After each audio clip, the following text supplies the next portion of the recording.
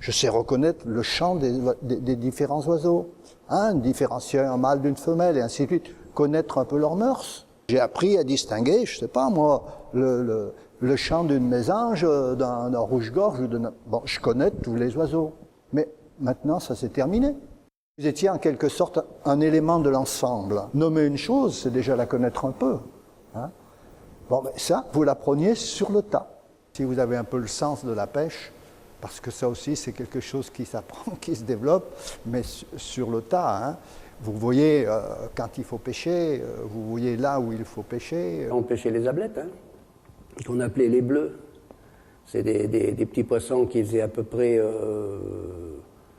5-6 cm de long, qui avaient pratiquement pas d'arêtes, très peu d'arêtes. C'était des arêtes tellement fines qu'à la friture, ça se mangeait. On pêchait les anguilles, il y avait pas mal d'anguilles, il y avait des brochets.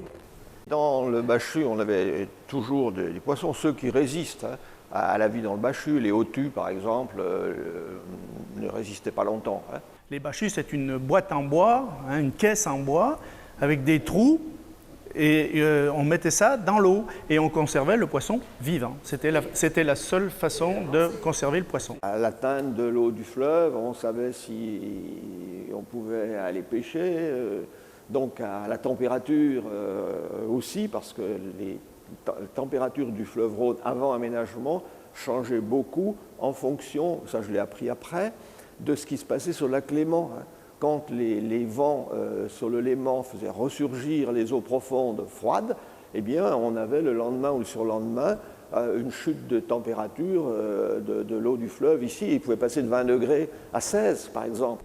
Hélas, ça ne se fait plus de cette manière.